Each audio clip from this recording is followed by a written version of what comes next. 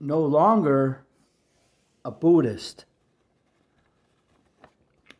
All religion was superstition to me, says Charlotte Tyan Hasu, practicing physician, Sloan Kettering Institute Memorial Hospital, New York City. Like most Chinese, my family was Buddhist. I remember the times I was taken to the temple to worship the idols and gods. I was told to do good, but I found it was hard. Even after a degree of struggling, any success, I had only lasted for a short while. The gods I worshipped were far away from me, and from them I found no help or satisfaction. Later, as I went to school and learned a few things, I imagined that I knew everything, and I decided that there was no God. All religion was superstition to me. Therefore, I trusted and worshiped myself.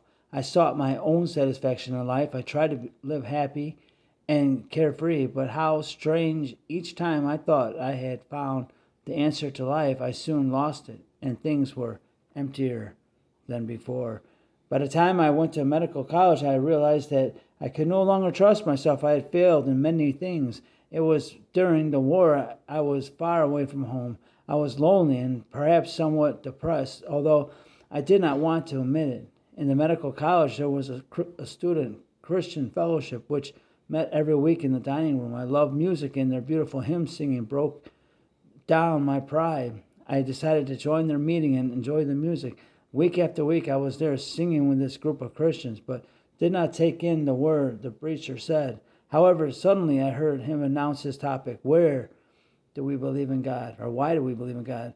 Among the answers he gave were the universe itself proves there is a God, and that they knew all the time that there was a God.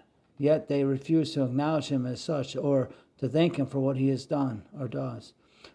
Thus they became fatuous in their argumentations and plunged their silly minds into still further into the dark.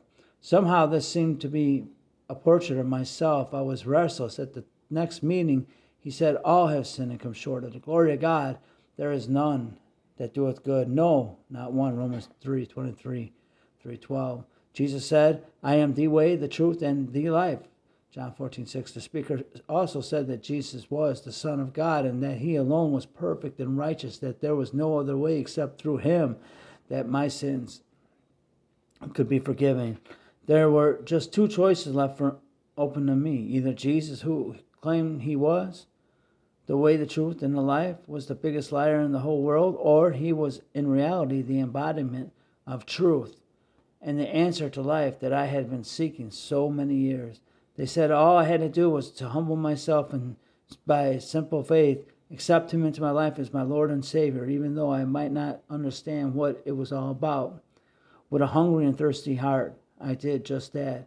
A great change took place in my life. I was filled with a real joy and peace.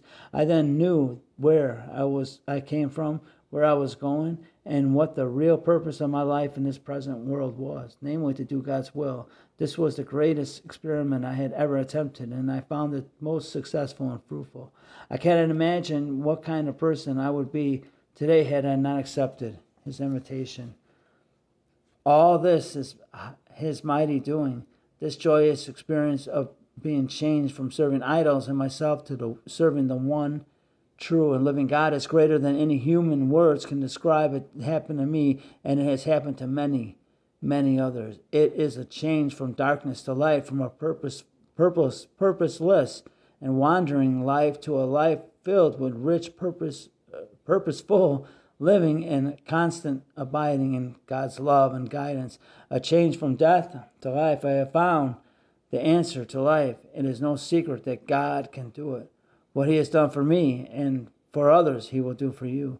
Jesus Christ is the answer to your life if you allow him to come and control it.